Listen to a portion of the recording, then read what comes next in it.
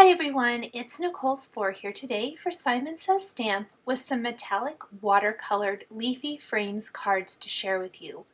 The Leafy Frames stamp set was included in the May 2019 Simon Says Stamp Card Kit of the Month, and I wanted to share some additional ideas for using this stamp set for other cards.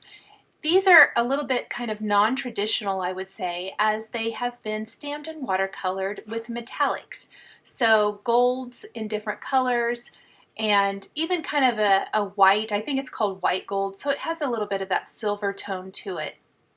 I'm going to start by stamping my images, whether they be the frames or the sentiments, all of that, on some Simon Says Stamp black cardstock. And I'm going to create 3 panels.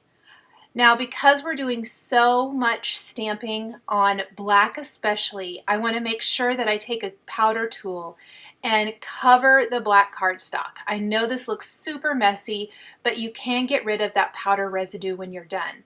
This is going to help ensure that the stamped areas, the embossing powder we place on those stamped areas, stays put. Now, one thing to note is this border stamp, I actually put it in one place and then simply flipped my cardstock around so that it would be stamped in exactly the same place on both the top and bottom. This is an awesome border stamp that you can use to create frames or borders really easily. So it doesn't necessarily have to be a frame if you don't want it to be. I'm also using sentiments from this Leafy Frames stamp set for all of my cards. All of the stamped images you see today are from this single 6x8 stamp set. Once I have my borders and sentiment in place, I'm going to take some white embossing powder and sprinkle this all over the stamped areas. You want to make sure that you cover everything. Because we're covering such a large surface area, really on all 3 backgrounds, just take your time and make sure that you get embossing powder everywhere. I generally add the embossing powder, kind of tap it off to the side to make sure any little stray flakes are tapped off, and then I check my background again to make sure that everything is covered so that when we heat set this, you get a beautiful white embossed image. I keep seeing a couple little places that I feel like I tapped off a little too much embossing powder. Now, another trick to help reduce warping for these backgrounds, or for any background, is to make sure that your heat tool is really good and warm before you take it to the cardstock. In this case, you saw my paper start to bend immediately, and that's because it wasn't really hot enough yet.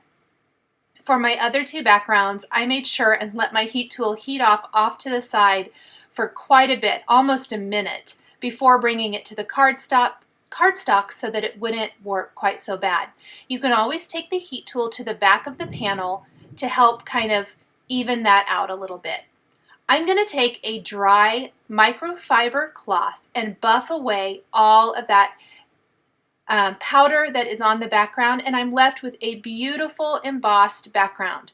Honestly, I think this would work for a real simple card to leave this as is. I think it's really beautiful just like this.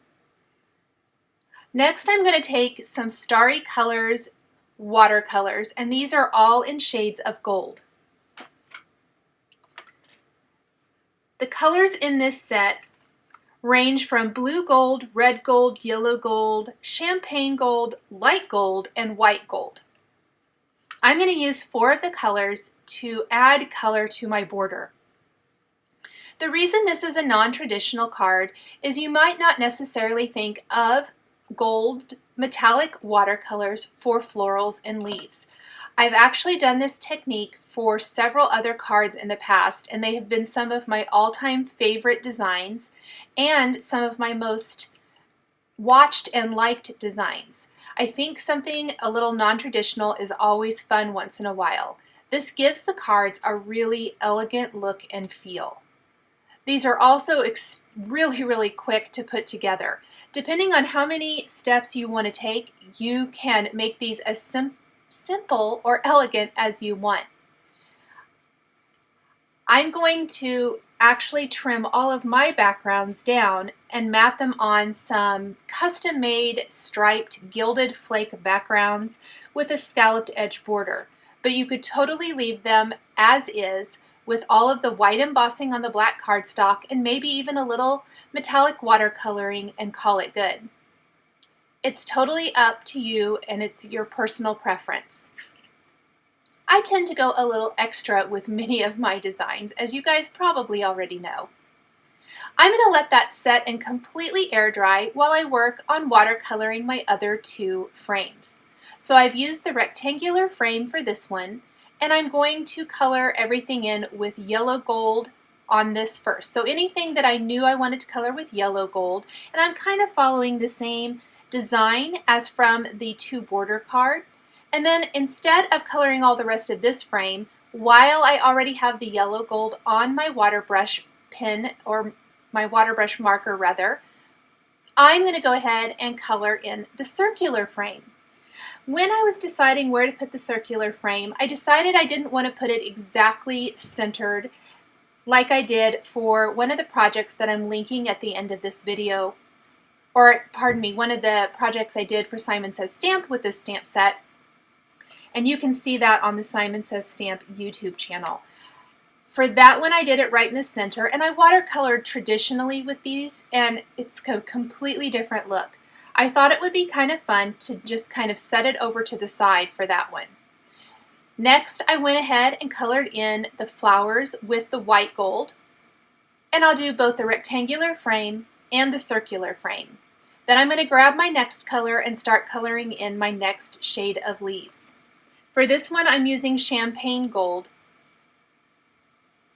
This is a little bit lighter than the yellow gold color. After I've colored all of the leaves that I want to with the champagne gold, I will switch back over to the circular frame and add the color to that one.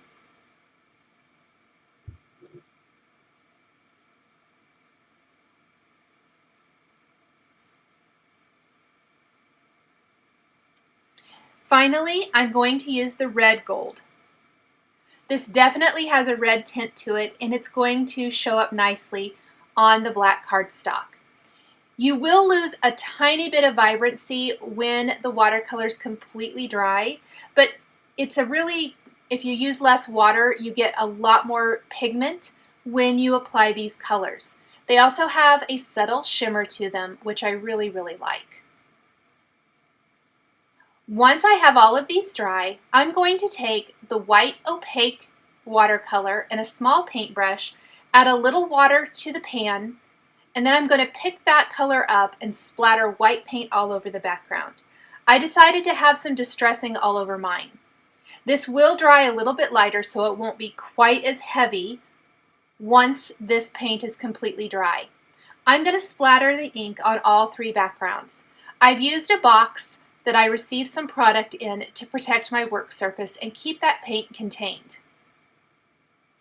I often will just use a cardboard box that I have lying around whenever I'm doing this paint splatter technique.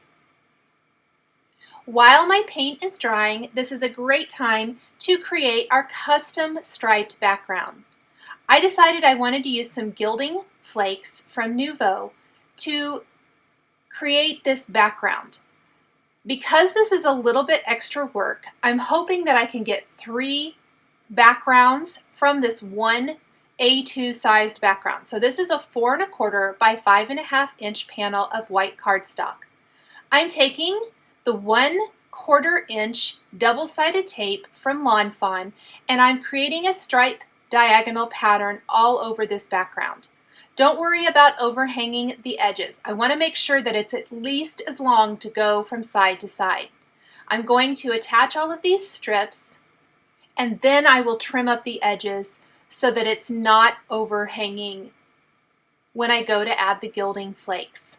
You could do all one color of Gilding Flakes or multiple colors like I'm going to do here today. Now I am creating the look of 3 backgrounds for all 3 cards, but I don't want to do all the extra work of creating 3 full panels, especially when it's going to be covered up with the stamped and watercolored panels we created previously. I'm going to remove every other backing paper from the Lawn Fawn double-sided tape, and I'm going to apply the gold gilding flakes first. This is kind of a messy process, but I love the finished results and I love how it looks when it's all done. I'm using a paintbrush, a dry paintbrush, to just kind of press that those gilding flakes into the double-sided tape and remove any excess. I'm using a coffee filter for most of this so that I can dump any of that excess back into the jar, but I did make a super big mess.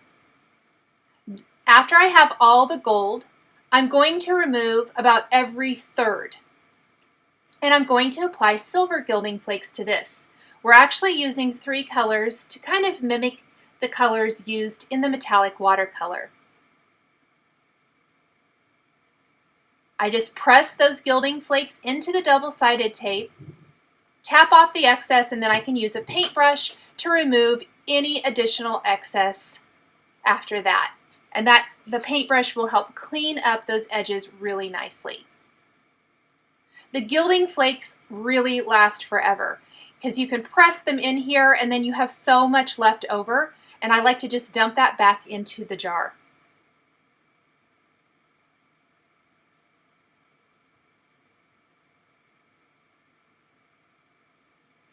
Finally, we're going to use the copper color.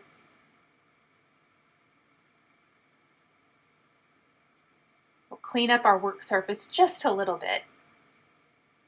And I'm also going to just use that box that I used to paint in to be kind of aggressive with my paintbrush and remove any of those excess gilding flakes.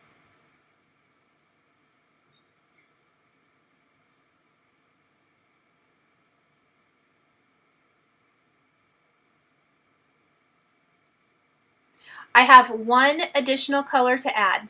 Gilding flakes are great because they just give a completely different look than an embossed or stamped and embossed background or something similar.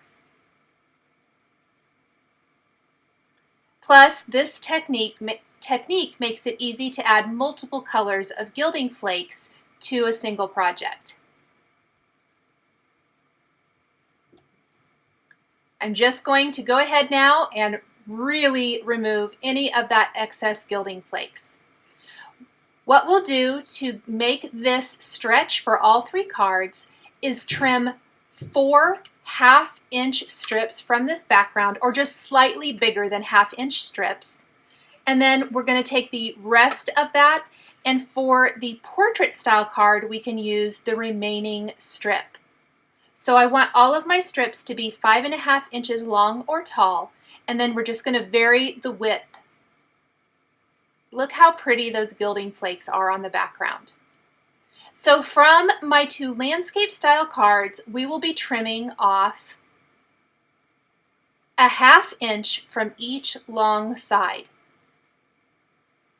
We want to make sure that our gilding striped background is just a little bit wider than a 1/2 inch,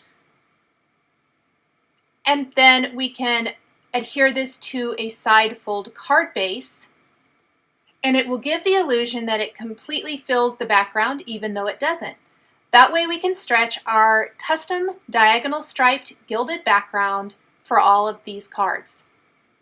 I've also decided that I think I need a little separation between our panel and the gilded background. I always love to have a little border of some sort, and so I'm going to use the Simon Says Stamp Scallop Stitches die, the smallest die from this, and we are going to die cut some Tonic Majestic Gold Pearlescent cardstock using that smallest Scallop Stitches die, and we're going to divide the panel from the stripe background with that piece. I die cut 5 of these small scallop borders,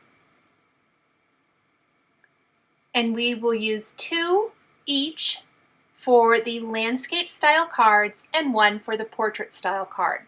It really just depends on the design that you're using. I'll use a little double-sided tape to secure that scallop stitches border to each side. I'm just trying to line that up on my glass mat as much as I can before running it through the die cutting machine. It's going to make lining it up a lot easier.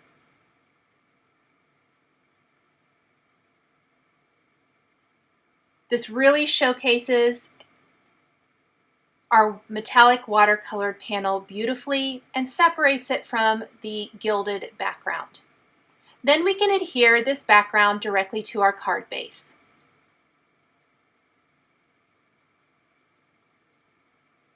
To finish the card designs, I'm going to take Nuvo crystal drops in silver lining, bright gold, and copper penny and add some drops throughout the card design. This is a simple and easy way to add a little bit of embellishment. Sequins would also be a nice option here. Just something to add a little or reinforce that metallic kind of theme that we have going with these cards. Remember when you're using Nuvo crystal drops that you want to let them set and completely harden and dry for 24 hours before trying to mail them so that it reduces the chance of them flattening in the mail. I tried not to go over the top with this and just add a few drops here and there. All three cards are going to be finished exactly the same way.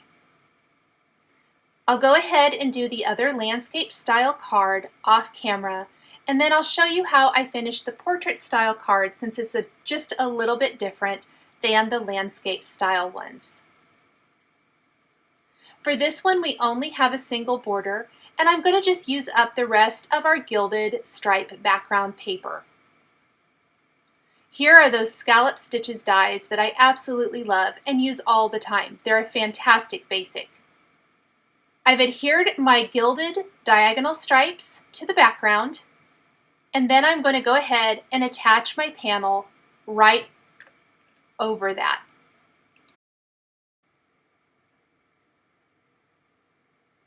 I didn't get it lined up quite right, so I need to try to do it one more time. Once I have that lined up and adhered, I'll just trim off anything that's hanging off the edge. I also did that on the two landscape style cards as well. So where the other ones have the stripes on both sides, this one just has it on the right side of the card. We're going to finish it just like we did the other two with a few Nuvo crystal drop little droplets throughout the background in those same three colors: copper penny, bright gold, and silver lining. Thank you guys so much for joining me today for this set of 3 cards featuring the Simon Says Stamp Leafy Frames 6x8 stamp set. The supplies I used to create these cards are listed and linked below the video here on YouTube. If you enjoyed this video, please give it a thumbs up and be sure to subscribe to my YouTube channel to never miss a card making or paper crafting video. Here are a couple more videos featuring Simon Says stamps and dies that you might be interested in. Thank you so much for joining me today, and we'll catch you next time.